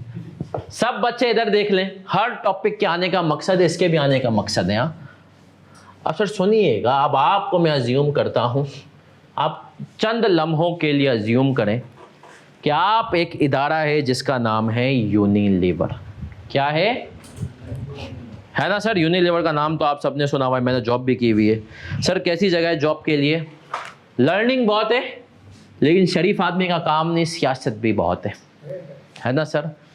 तो आप अगर सियासी आदमी हैं या इतने हैं तो आप सरवाइव कर पाएंगे, नहीं तो 6 महीने में आप कहेंगे मुझे अपने घर जाना है। सही है। रीज़न बीइंग क्या है? क्योंकि सर है आए। अब सर अगर मैं यूनिलीवर की बात करूं तो सर यूनिलीवर, मुझे एक बात ये बताया हम। अच्छा इस आईएफआरएस शीट में ना मैं आपको यूनिलीवर की एग्जांपल दूंगा, वैसे भी एफआर2 में आप यूनिलीवर का नाम बहुत सुनेंगे क्योंकि वो कंपनी मुझे पूरी दिमाग में बसी हुई है। सही है सर। कैसे चलना है, क्या करना है। सर यूनिलीवर धंधा करता है 4 कैटेगरीज में। होम केयर, घर की केयर है ना सर। होम केयर में यूनिलीवर के प्रोडक्ट्स बताओ कौन से? Surf Excel. बेटा हार्पिक यूनिलीवर का नहीं है। सर्फ सबसे ज्यादा सेल्स पता है यूनिलीवर की इसमें से आती है, सर्फ एक्सेल। सही है। इनका एक और प्रोडक्ट आया था डोमेक्स। ब्लू बैंड से हम घर साफ करते हैं। पर्सनल केयर, हाँ जा रही है वहां। पर्सनल केयर में तो इनका होम क्लीन थोड़ी सही है सर। हमने कहा पर्सनल केयर में हाँ आपका सबका फेवरेट लक्स, लाइफ बॉय और सनसिल्क, डव। बताते जाओ, टाइम हम पूरा लिख देंगे यूनिलीवर के। फिर बाकी बहुत है, Pond's, Glow and Lovely, Fair and Lovely जो थी। सही है सर। सब इसमें आ जाती हैं पर्सनल केयर। आए सर तीसरी कैटेगरी उनकी। अच्छा ये मैं तुम्हें पढ़ाना, अब इनका स्ट्रक्चर काफ़ी चेंज हो चुका है। सही, इन्होंने कुछ बिजनेसेस बेच भी दिए, अलग भी कर दिए, लेकिन मैं समझाने के लिए पढ़ाना। तीसरी कैटेगरी थी इनकी रिफ्रेशमेंट्स। किचन, है ना। रिफ्रेशमेंट्स में कहते थे हम 2 काम करते हैं, आइसक्रीम, और इनका आइसक्रीम का ब्रांड कौन सा है? वॉल्स। वॉल्स का सब ब्रांड है कॉर्नेटो फीस्ट। पूरा यूनिलीवर खोलेंगे तुम्हारे सामने, यहाँ पे आ जाए। और हमने कहा सर दूसरी थी टी, सही है। अब इन्होंने टी को अलग कर दिया एक्टेरा के नाम से, इनका एक्टेरा ब्रांड अलग हो चुका है, लेकिन टी थी। और 5वीं चीज क्या थी बताओ? चौथी चीज, सॉरी, वैसे तो टी के भी इसमें आपको ना लिफ्ट, इनके 2 ब्रांड है टी के, बताओ कौन सा? और सुप्रीम। और आखिरी कैटेगरी थी फूड्स, और फूड्स में इनके पास एक ब्रांड था रफान। रफान के कस्टर्ड और जेली आते थे, और दूसरा था कनौर, इसका मैजिक ही नूडल्स, केचप्स, अब मायोनीज भी आ रहे हैं, सही है। हेलमैन के नाम से देखे आपने, तीसरा ब्रांड इन्होंने लॉन्च किया है हेलमैन के नाम से, मायोनीज, यूनिलीवर का मायोनीज भी आ रहा है मार्केट। हाँ, उसके साथ एफिलिएशन किए, लेकिन यूनिलीवर अपने, सही है सर। तो अब आप याद रखें कि बेसिकली यूनिलीवर ये इसमें जाता है, सही है सर। इस तरीके से उसने अपने पास ब्रांड बनाए हुए, कुल मिला के पाकिस्तान में वो कोई 21 से 22 ब्रांड से ऑपरेशनल है, दुनिया भर में यूनिलीवर के 41 ब्रांड्स हैं। लेकिन वो जितने भी ब्रांड्स हैं ना, वो क्लासिफाई किस में होते हैं? इन 4 में 5वें किसी में वो क्लासिफाई ही नहीं होते। नहीं, नेस्ले, सही है सर। तो अब आ जाएं सर, सबकी तवज्जो इधर। अब सर आप जाएं कोरोना के टाइम पे, आप यूनिलीवर के एक शेयर होल्डर हैं, क्या है? शेयर होल्डर हैं। और आपने देखा कोरोना आया था 2020 में, है ना सर। आप रेवेन्यू देख रहे हैं 2020 और 2000 P&L देख रहे हैं ना सर। अब आपने देखा यहां पर भी यूनिलीवर ने 800 मिलियन का रेवेन्यू कमाया, और यहां पर भी 800 का ही कमाया तकरीबन। आप चलें, आपने कहा यार 805 का कमाया, लेकिन आपका दिमाग की एकदम बत्ती जली। आपने कहा 19 तो नॉर्मल ईयर था, 20 तो कोरोना अफेक्टेड ईयर था। अब यार इसमें इन्होंने इतना रेवेन्यू कैसे कमा लिया? इसी तरीके से आप कॉस्ट भी देख रहे हैं, कॉस्ट भी आपके पास आ रही है, सब कुछ सही है। सपोज करें यहाँ पर थी 600 मिलियन की, यहाँ पर आ गई 625 मिलियन की। लेकिन आपका दिमाग में ना एक सवाल रह रहा है, आपने कहा यार कोरोना के बावजूद यूनिलीवर ने उतना ही रेवेन्यू कैसे कमाया? तो आपके दिमाग में एक तजस्सुस और होगा कि यार मुझे एक तो गहराई में जाना है कैसे कमाया, दूसरा इनमें से किसने कितना रेवेन्यू कमा कर दिया, इनमें से किसने कितना रेवेन्यू कमा करके दिया। इन बातों का आपको सवाल है, लेकिन सर IFRS 8 से पहले इसका जवाब देने वाला कोई भी, कंपनीज कहती थी रेवेन्यू की एक फिगर बताएंगे शेयर होल्डर, इसी पे गुजारा कर, नहीं तो टाटा, कोई उसके पास ऑप्शन ही नहीं था। शेयर होल्डर के पास फाइनेंशियल स्टेटमेंट्स आती है, बैलेंस शीट, P&L में रेवेन्यू की एक फिगर आ रही है, शेयर होल्डर को पता ही नहीं कि यार किसमें क्या चल रहा है। IFRS 8 ने कहा कि देख भाई कुछ क्राइटेरियाज हैं, क्या है? अगर ये मीट होते ना तो मैनेजमेंट को कहा कि तुम्हारे पप्पा भी बताएंगे शेयर होल्डर को अलग अलग किसने कितना कमाया, अलग अलग किसने कितना। जब आपने IFRS 8 अप्लाई किया, वो कब देखेंगे वो है, तब आपको पता चल रहा है, तब आपको पता चल रहा है, क्या पता चल रहा है कि यार कोरोना में पर्सनल केयर की जो है सेल्स डाउन गई थी। कोरोना था, लोग घरों से बाहर नहीं निकल रहे थे, लोगों ने नहाना धोना छोड़ दिया, सही है। लोगों ने कहा भाई यार होम केयर पे भी इंपैक्ट आ गया, कपड़े भी वही तुम घर पे जिस हाल में अल्लाह माफ करे रहते हो, सही है। तो आप जिस हाल में, लोगों ने होम केयर और पर्सनल केयर में तो लोगों की क्या हो गई सर, मतलब वाट। उसके बाद घरों पे बैठ गए सब, है ना कोरोना में। अब घर पे तुम बैठे होते हो तो ईमानदारी से बताओ, अपने आप को एंटरटेन करने के लिए सबसे इजी सोर्स क्या है? खाना, आइसक्रीम, फूड, नूडल्स बनाए जा रहे हैं आइसक्रीम में। तो यूनिलीवर को पता चला कि यार कोरोना के टाइम पे चीजें बराबर इसलिए रही कि होम केयर पर्सनल केयर जो डाउन गए, लेकिन फूड्स और रिफ्रेशमेंट क्या हो गए। अब ये बातें आपको IFRS 8 से पहले कहीं पता ही नहीं चलती थी। IFRS 8 आया, उसने यूनिलीवर को पाबंद किया कि यूनिलीवर तुम्हें शेयर होल्डर को रेवेन्यू की बेटा एक फिगर नहीं दिखानी, तुम्हें उसको क्या करना है, तोड़ना है। तो इसका आने का मकसद पता चले कि शेयर होल्डर को चीजें तोड़ तोड़ कर बताओ। एक क्राइटेरिया अगर मीट करते हैं तो क्या करो, तो याद रखो हर स्टैंडर्ड के आने का एक है मकसद। इसका मकसद समझ में आ गया सर। इससे पहले शेयर होल्डर के अगर 20 ब्रांड है, शेयर होल्डर को पता ही नहीं चलता था कि यार कौन कितना कमा रहा है। मैनेजमेंट को पता होता था, और आपको पता है मैनेजमेंट और शेयर होल्डर अलग अलग होते हैं ना सर कंपनी में। लेकिन इसने आकर के बोल दिया कि बेटा अब तो तुम्हें बताना ही पड़ेगा। क्या हम यहां तक क्लियर हैं? पक्की बात है सर। इसका आने का मकसद हयात समझ में आया। IFR। और याद रखना, अगर कोई तुमसे इंटरव्यू में पूछे कि बेटा कौन सा ऐसा स्टैंडर्ड है जो कि हमेशा जो है ना सिर्फ डिस्क्लोजर की बात करता है, एंट्री नहीं बनवाता, तो वो कौन सा है? IFRS 8। अब आ जाए सर, छोटी सी चीज पढ़ते हैं, फिर आज की क्लास को ऑफ करेंगे। स्कोप। स्कोप क्या होता है? ये कहां, ये इसकी एप्लीकेशन क्या है? सही है सर। तो सर याद रखें, इसके स्कोप के ऊपर अभी छोटी सी बात करूंगा, डिटेल में कल जाऊंगा। लिस्टेड कंपनीज पे अप्लाई होगा and companies about to be list. दो बातें सर याद रखिएगा, स्कोप में सिर्फ दो बातें अभी मैंने की। सर ये प्राइवेट कंपनी पे, पब्लिक अनलिस्टेड पे अप्लाई। सर लिस्टेड तो समझ में आती है, कौन सी होती है? जिसके शेयर्स किस में चलते हैं? स्टॉक एक्सचेंज में। लेकिन sir about to be list का मतलब बताए ना क्या होता है? अभी वो लिस्ट हुई नहीं है, होने वाली है। अभी लिस्ट नहीं हुई है, होने वाली है। तो sir about to be list का मतलब ये होता है। क्या मैं यहां तलक क्लियर हूं? पक्की बात है। तो सर अब हर क्लास में हमारी एक जैसे सेटिंग होती है। मुझे पता है कि आप स्टोरी टाइम तो हो गया, लेकिन आप लोग गजनी भी हैं, भूल जाएंगे।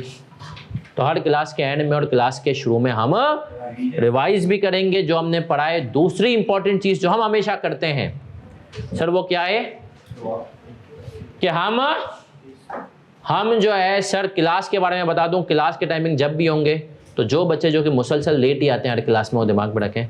पहले मैं 10 मिनट लेट आऊँगा हर क्लास में, क्योंकि कुछ बच्चे चलती ट्रेन में जब सवार होते हैं, तो सर वो नॉर्मल लॉस है ना, याद है ना, हम कहते हैं तो फिर मसला होता है। तो इसीलिए मैं हर क्लास में लेट ही आऊँगा, लेकिन मैं लेट आऊँगा आपको इजाज़त नहीं। दूसरी इंपॉर्टेंट चीज़ प्यारे बच्चों, सबने बड़े गौर से सुनना है, वो ये है कि हर क्लास के एंड में हमारा एक होगा स्टोरी टाइम।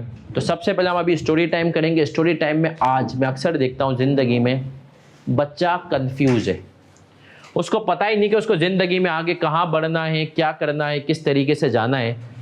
तो सर मैं आपको बता दूँ, अभी से अपना दिमाग बना लें।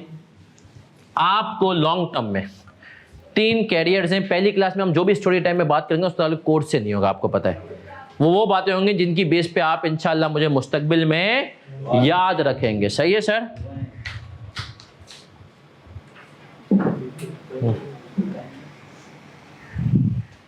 अब सर आ जाएं, मुस्तकबिल में एक चार्टर्ड अकाउंटेंट। एक बात तो आपको अभी से पता होनी चाहिए, इस वक्त मार्केट की ये हालत चल रही है कि जो बिग 6 वाले लोग हैं, जिनके पास बिग 6 CA फर्म का ठप्पा है ना, उनके बारे में कहा जा रहा है कि अगर इनकी नब्ज भी चल रही है और ये CA क्वालिफाई है ना, तो इनकी बाहर जॉब हो जाएगी।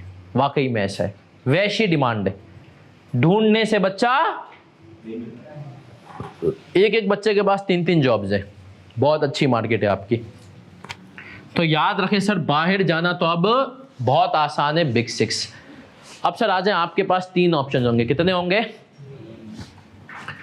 Options for CA qualified. ये बात दिमाग में रखनी है आपने, और आज इसे अपना माइंड क्लियर करना है। मैं प्रॉस भी बताऊंगा, कॉन्स भी बताऊंगा। जॉब इन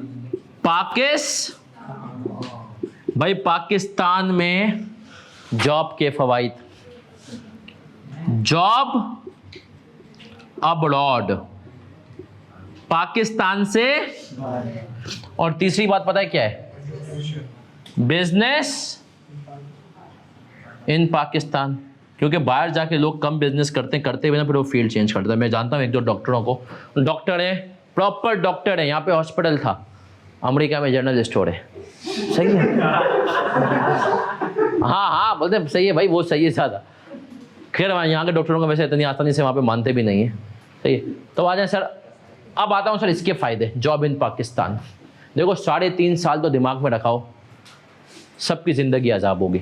अजाब इन अ सेंस कि पीरियड जैसे आते हैं, ऐसे पीरियड आते हैं, कभी कभी बच्चे कहते हैं, ये बात मैं खुद एक्सपीरियंस भी कर चुका हूँ, इतना प्रेशर, इतना बड़ा, अभी तो कोई प्रेशर ही नहीं है। कभी कभी बच्चे कहते हैं कि सर हम रास्ते में जा रहे होते हैं और हम दुआ कर रहे होते हैं कि अल्लाह ताला कोई छोटा मोटा एक्सीडेंट करवा दे, मारे कुछ ज़्यादा लगे नहीं, ताकि फम की छुट्टियाँ, एक आध प्लास्टर आ जाए, कुछ हल्का फुल्का हाथ पे है ना, एक उंगली पे फ्रैक्चर, क्योंकि ताकि फम की इस वजह से क्या हो जाए, छुट्टी हो जाए, नहीं तो ये छोड़ेंगे नहीं। जेन्युइन रीज़न होगा ना, बता देंगे यार हाथ पे प्लास्टर, ऐसे सर ऐसा प्रेशर कभी कभी हो जाता है फम में, वो आप जाएंगे तो आप फील करेंगे, बट वो प्रेशर याद रखें आपको तैयार कर रहा होता है आगे के लिए। तो 3.5 साल तो इन तीनों केसेस में सही है सर। फिर आता हूँ सर, पाकिस्तान में जब आप पास आउट हो गए ना, फिर हम उम्मीद करते हैं कि इंशाल्लाह आप पाकिस्तान में जॉब करेंगे। तो मेरी एडवाइस होती है फर्म में ना करें, हालांकि मैं खुद फर्म में हूँ बट जॉब नहीं करता हूँ, बट जो फर्म में जॉब होती है ना थोड़ी टेक्निकल होती है, ख़तरनाक होती है, इंडस्ट्री में सुकून है। मैं इंडस्ट्री में सबसे पहली जॉब की के इलेक्ट्रिक में, आप यकीन माने 12 बजे जाता था, 6 बजे वापसी, और 6 घंटे के अंदर 5 घंटे 45 मिनट या तो नमाज, लंच ब्रेक या गप्पे, 15 मिनट काम, पूरे दिन में 15 मिनट काम, बाकी फुल तफरियाँ। कभी मैं किसी के रूम में जा रहा हूँ, कभी कोई मेरे पास आ रहा है, सही है, इतनी ठंड। अच्छा, उसके बाद यूनिलीवर में गया, जाता तो वहाँ पर भी 12 बजे था, लेकिन वहाँ पे 8-9 बजे, लेकिन यूनिलीवर में काम बहुत होता था, लेकिन स्टिल फर्म के मुकाबले में सुकून था, फर्म जो काम था। लेकिन इसके बाद में गया एक लोड्स लिमिटेड कंपनी में, वहाँ पर फर्स्ट हाफ काम होता था 9 से 1, और 2 से लेकर 5 बजे तक हम इंतज़ार करते थे छुट्टी कब हो। वही बात वहाँ पर भी 2 से 5, जो के इलेक्ट्रिक में पूरा दिन करते थे वहाँ पे 2 से 5 करते थे, सही है। और ये हर कंपनी में तकरीबन ऐसा ही है। आप जब इंशाल्लाह क्वालिफाई के सेकेंड हाफ में आप ठंड मचाएंगे, सही है। हाँ, बैंक्स में इतनी ठंड नहीं बचा सकते, कंपनियों में यही होता है ठंड। सेकेंड हाफ क्या होता है, ठंड। फर्स्ट हाफ काम। सर यहाँ पे फ़ायदा ये है कि ज़िंदगी में ठंड होगी, कुछ घर वालों के करीब हो, जो अपने माँ बाप की इकलौती औलाद हो, इकलौते लड़के हो, इकलौती लड़की हो, तो मेरी उनको एडवाइस होती है यहाँ पढ़ रहे, सही है। पाकिस्तान नुकसान क्या है, फाइनेंशियली अपने आप को कभी अपने उस दोस्त से कंपेयर करोगे जो कि पाकिस्तान से बाहर है, तो अपने आप को कभी कभी लो फील करोगे। हम भी कभी कभी करते हैं कि शायद हमारे लिए 50,000 लाख रुपए का अमाउंट बहुत मटीरियल है। जब मैं उन लोगों से बात करता हूँ ना, तो वो उनके लिए वो बोलते हैं क्या है, $200 तो है यार, $300 तो है, समझ रहे हो, 300 पाउंड उनके लिए मटीरियल। तो अगर एक क्वालिफाइड चार्टर्ड अकाउंटेंट 60 साल के बाद, मैं एक एस्टिमेट दे रहा हूँ, 60 साल के बाद पाकिस्तान में रहेगा, तो अगर उसने ज़िंदगी भर की सेविंग 5 करोड़ रुपए की होगी, तो जो पाकिस्तान से बाहर होगा उसने कम से कम 25 करोड़ की होगी। तो आप समझ रहे हैं सर, 5 गुना ज़्यादा। तो ये तो एक इम्पैक्ट है। लेकिन वही बात, बाहर पैसा बहुत है, लेकिन उसके साथ तुम्हें जो लगता है ना कि बेटा ठंड है बाहर, मंडे टू थर्सडे गोरा कहता है तू आएगा टाइम पे, जाएगा मेरे हिसाब से। हाँ, फ्राइडे गोरा कहता है थोड़ा सा हाथ हल्का रखूंगा, वीकेंड पे पार्टी कर। वो बोलते हैं वो ज़िंदगी सिर्फ वीकेंड में जीते हैं। वो कहते हैं भाई वहाँ पर सुट्टा ब्रेक भी काउंट होता है। आप सुट्टे के लिए भी, हम यहाँ पे तो पाकिस्तान में चला सुट्टे पे जाते हैं, 2-2 घंटे बैठे हुए, 1-1 घंटा, एक के पूरा पैकेट खत्म। आजकल जब से वेप आया तब से तो भाई लगे हुए। लेकिन वहाँ पर वो कहते हैं सुट्टा ब्रेक के लिए भी ब्रेक लेना पड़ता है। जुम्मे की नमाज के लिए 1 हफ्ता पहले बताना पड़ता है, जुम्मे की नमाज 1 पढ़ के है, दूसरे में क्या अगले हफ्ते हमें 1 घंटे का ब्रेक चाहिए।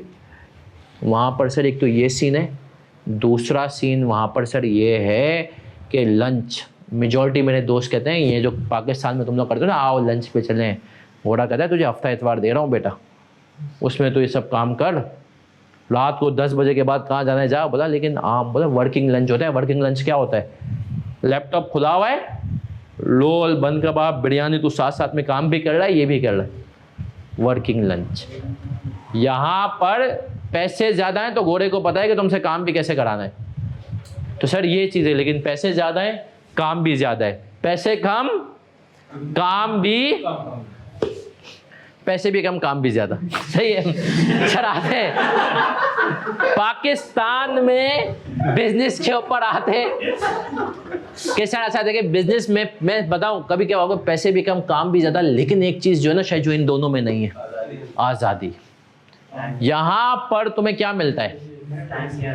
आजादी। सर मैंने जॉब के टाइम पे भी टीचिंग की हुई है, अभी भी की हुई है। आज मुझे 12 बजे क्लास लेनी थी ना, मुझे किसी से पूछना नहीं पड़ा। जॉब के टाइम पे छुट्टी करनी पड़ती थी या टोपी करानी पड़ती थी, आइदर ऑफ मौके के हिसाब से। प्रेशर का पीरियड तो टोपी कराओ, नॉन प्रेशर है तो छुट्टी ले लो, सही है। लेकिन यहाँ पर आज़ादी है। दूसरी बात, अच्छा ये नहीं समझना कि यार यहाँ पर काम कम होता है। सर अपने धंधे के अंदर आपको कोई टाइम की पाबंदी नहीं होती। हाँ अच्छी चीज़ ये होती है कि आप अपने धंधे में जो आपके दिल में मंडे से नफरत होती है वो ख़त्म हो जाती है। बाज़ मरतबा तो आप मंडे का इंतज़ार करते हो कि आए तो एम्प्लॉय से ये काम करवाऊँ। लेकिन सर याद रखें, आज़ादी के अलावा काम फुल में, हमेशा कहता हूँ, जो अक्सर मैं कहता हूँ, बिज़नेस में वो बंदा है जिसके अंदर 3 खुसूसियात हो। पहली चीज़, उसका रूटीन ऊपर नीचे हो जाए, उसको फ़र्क नहीं पड़े। क्या मतलब सर? सर कभी कभी हम लंच 2 बजे भी करते हैं, कभी हम 4 बजे भी करते हैं, कभी 5 बजे भी करते हैं, और कभी 12:30 बजे भी कर लेते हैं। डिपेंडिंग स्केड्यूल क्या है, कभी जौहर की नमाज 1:15 बजे वाली जमात पढ़ते हैं, कभी 1:30 वाली, कभी 1:45, कभी 2 बजे, कभी 2:15 बजे अपनी कराते हैं जमात। ये वाला कॉन्सेप्ट, टाइम की पाबंद आदमी जो होता है ना, बिल्कुल हर चीज़ मुझे डॉट टाइम पे चाहिए, वो बिजनेस में आके बहुत परेशान होगा। दूसरी चीज़, आप फितरतन बहादुर हो, जो कि आप हैं। बहादुर वो बच्चा जो टॉपिक छोड़ के पेपर में चले जाए, हाँ देखा जाएगा। फितरतन आप, मतलब सर इसका मतलब बहादुर को अपना को एवेल्यूएट ऐसा करो, अगर तुम्हारी 1-2 क्लासें छूट जाए ना तो तुम्हारी ज़िंदगी में मसला ना हो, तुम बोलो यार अगले दिन कवर कर लूँगा, कोई मसले की बात। अगर तुम परेशान हो जाते हो ना यार, 1 क्लास भी हो जाए, कुछ भी हो जाए ना। अब फॉर एग्जांपल मैंने ऐसे बच्चे देखे, सर घर में शादी चल रही है भाई की, उसकी क्लास लेने आने वाले, सर जो भी हो ना, मैंने पढ़ाई ज़रूरी। मैं कहता हूँ नहीं बेटा, शादी इंजॉय कर ले, सही है। और जो है बाकी यार क्लास तू कल भी ले सकता है ना, लेकिन हाँ क्लासें लो कंप्लीट सारी को, लेकिन घबराओ नहीं, रिस्क करो। तीसरी चीज़, प्रेशर मैनेजर हो। जब एंड में प्रेशर आए ना तो उसकी हालत टाइट ना हो। अगर तुम्हारे साथ ये होता है ना कि कुछ नहीं पड़ा, आखिरी के 20 दिन में अब आ गया पेपर छोड़ दूँ, तो तुम जॉब बिजनेस के लिए नहीं हो। क्योंकि सर प्रेशर अगर तुम मैनेज नहीं कर पाते हो ना, बिजनेस में कभी कभी उड़ते हुए ऐसा प्रेशर आता है ना कि भाई, अब जैसे छोटी सी, अभी मैं क्लास में था, एक क्लाइंट का 2 दफ़ा फ़ोन आया, मैंने नहीं उठाया, फिर मुझे याद आया कि यार इसका एक काम अपने बच्चों को क्या होता है, और मुझे पूरा यकीन वो भूल गया करना, सही है। अब मुझे क्लास के बाद इसको मैनेज करना है, समझ रहे हो क्या? यार तेरा काम हो जाएगा, टेंशन ना ले, सही है। अब ये सारे प्रेशर है। अब इसमें क्या होता है, दिमाग आप पूरा आउट हो ना, तो ये तो अपने आप को ये बिजनेस के लिए तबाह। क्योंकि देखो सर, आज़ादी की ये होती है नेमत। आज़ादी है तो आज़ादी है, लेकिन ऐसा नहीं कि आज़ादी का मतलब काम से चोरी। काम तुझे शाम में पूरा करना पड़ेगा, हाँ, लेकिन अब जैसे आज मेरी 12 से 5 क्लास थी, लेकिन सर ऐसा नहीं है कि आज 12 से 5 वाली क्लास जो है उसको मैं वो करके अपना क्या कहते हैं साइड कर दूं, ऐसा नहीं होगा सर। सही है सर, मुझे 12 से 5 वाली जो क्लास है ना सर, इसके बाद मुझे काम शाम में ऑफिस के पेपर भी काम करना है। तो बस ये सारी बातें थी, क्विकली रिवाइज करते हैं आज जो हमने पढ़ा IFRS 8 का, फिर अब बढ़ जाएंगे आगे। और कल की क्लास सुबह होगी 12:15 बजे। पहले वीक टाइम टेबल थोड़ा सा ऊपर नीचे चलेगा, क्योंकि कुछ बच्चों के FR 1 वालों के पेपर भी हैं PRC के। अगले वीक से इंशाल्लाह टाइम टेबल, कल क्लास होगी और उसके बाद सैटरडे को होगी, क्योंकि मुझे पता है रमज़ान के 2-3 दिन में तुम्हें रेस्ट देना चाहूँगा, तुम्हें तुम्हारी बॉडी को सही होने में। तो आज की क्लास में हमने पढ़ा IFRS 8 वाइड स्टैंडर्ड है, जो हमें क्या बताता है, डिस्क्लोजर। हमने कहा इसके आने का बैकग्राउंड क्या था कि शेयर होल्डर को इन्फॉर्मेशन टुकड़ों में भी पता चले, सिर्फ रेवेन्यू की एक फिगर ना आए, अलग अलग फिगरें उसके दिमाग, उसको पता चल जाए। उसके लिए क्राइटेरिया इस स्टैंडर्ड ने दिया, बाउंड किया कंपनीज को कि हम तुम पे पाबंदी लगाएं, तुम्हें शेयर होल्डर को इन्फॉर्मेशन डिटेल में देनी है, वरना इससे पहले नहीं देती थी। स्कोप हमने कहा सिर्फ अभी उसका हमने बेसिक पढ़ा है, लिस्टेड कंपनी पे अप्लाई होगा और companies about to be Unilever का क्विकली बता दूं, होम केयर, क्योंकि ये यूनिलीवर इसको बहुत आसान कर देगा आपके लिए। Home care Surf Excel, personal care lux, life boy, Sunsilk, Dove, refreshment, ice cream, T और ये 3। ठीक सर, तो हम मिलेंगे इंशाल्लाह कल 12:15 बजे। अपना ख्याल रखिएगा, दुआ में याद। किसी का कोई सवाल है तो पूछ सकता है। कंपनी लॉ जो बच्चे लेंगे मुझसे वो कंपनी लॉ हम शुरू करेंगे इंशाल्लाह 20-25 मिनट में। कोई सवाल है तो बच्चे पूछ सकते हैं।